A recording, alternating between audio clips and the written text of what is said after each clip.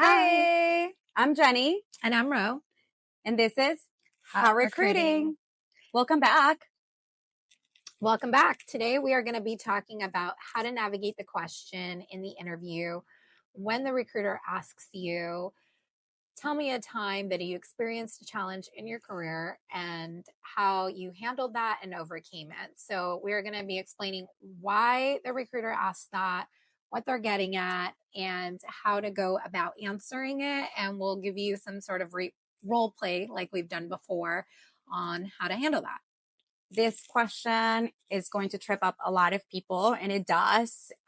You want to stay humble. You don't want to talk about the issues that you had with your manager or that one coworker that always microwaves, I don't know, fish, or in a remote world, that coworker that just doesn't do their job. We are going to be talking about this question, what the recruiter is looking for really when they're asking you what the challenges are at work.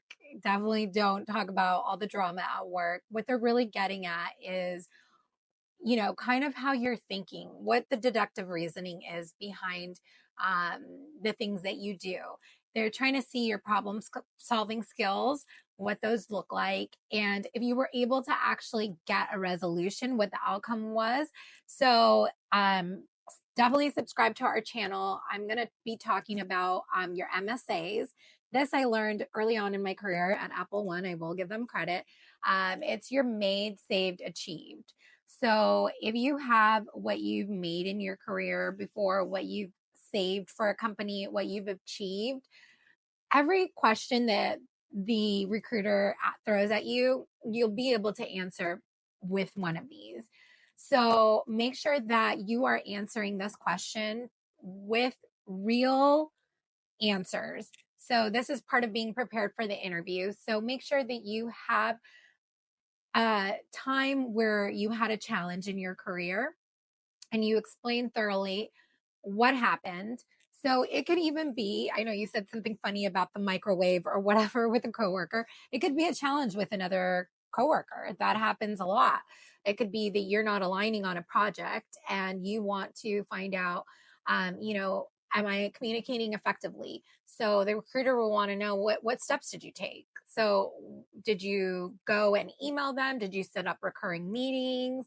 What steps did you take to effectively communicate to get on the same page so that you could get the outcome, which ultimately is getting results for the company, ultimately getting money for the company by working together collaboratively. So make sure that they're always aligning with also with the job that you're looking for. So if you're applying for a customer success role, make sure that it's relatable, because every time you have a question, every time the recruiter is asking you, that's another opportunity for you to showcase and show they don't really I don't want to say they don't care about your life, but they don't really want to know about your drama that you had at work, your last employment. Keep it professional.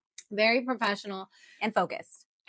They don't want to know about, if you fought with somebody or not. They want to know really what you bring to the table as an employee, what you're going to bring to the company as a collaborator. So make sure that you are answering that question and it pertains to the role that you're interviewing for. Like Rocio said, make sure that when you're keeping it a professional, that it applies to the job that you're applying for.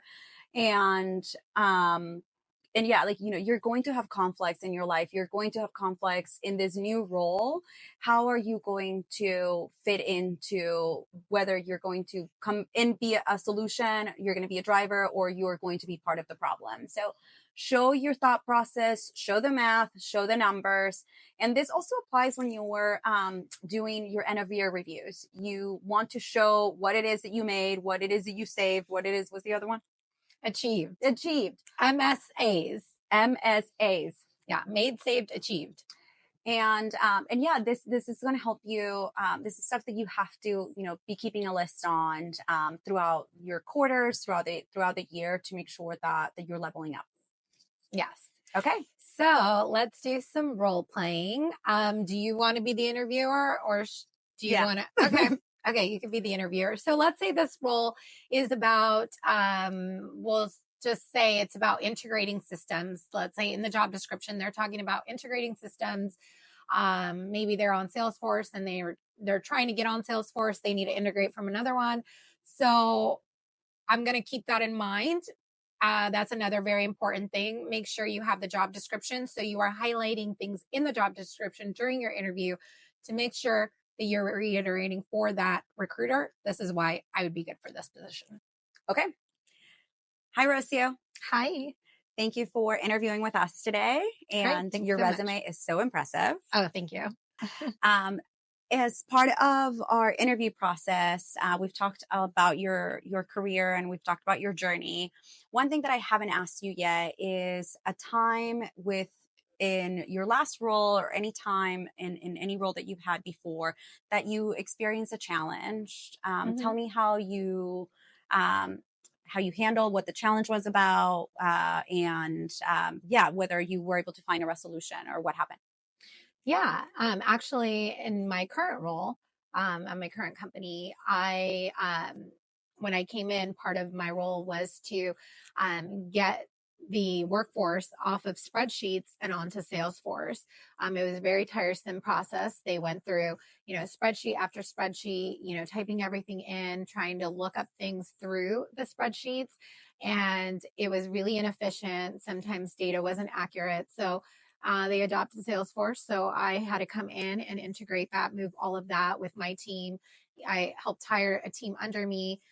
We had developers, engineers, and they helped me get all of that data off of the spreadsheets and onto the Salesforce platform, and then creating proper workflows to show that to the workforce and show them how to go about navigating Salesforce and creating trainings and development towards that so that they could optimize it to the best of their ability with the sales team and all of the support team around them. So in the end, it created 85% more in production. And so that was what was really great about that project and one of my most proudest achievements. And so, yeah, I basically just thought of that on the spot because I'm always having like my MSAs in my back pocket, which again, please subscribe. I will go in detail about your MSAs. But that's, how you should conduct a question or an answer to that question is make sure it's relevant to the role you're applying for.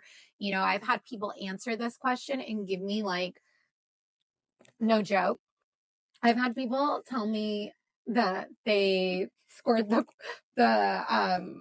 like last goal in their college, like that the winning goal in sports. And although that could be your proudest achievement, it did nothing for you in this interview. Or no, not goal, it was touchdown. He was so proud of touchdown. He had scored the winning touchdown of the season, and he was so proud of that. That was his proudest achievement, which it could rightfully be so, but that does nothing for you in the interview process. You want to make sure what you're answering actually correlates with the job description that you've applied for. So if you are doing integrations or anything or whatever it is in the job description that they're looking for this person to do, make sure you note it. Every time the recruiter asks a question, make sure you answer it with something that has to do with the job description so that that's just an added layer to your resume of these are more skills that I bring to the table and building up your values. So make sure you're answering sorry, go ahead. Yeah, I was going to say, to answer the question, close it as Rocio did with like, what is it that you achieved? What is it that you saved? It was an 85% increase in production or productivity. You saved the team 20 hours, which obviously saves money. You were able to, I don't know, get a conversion rate up by X percentage because you implemented this integration. Like, your team was able to focus more on actually getting the work done than, putting stuff in spreadsheets. Like, all of those things are important, but you're saving the team, the company money and time, and also getting them more leads.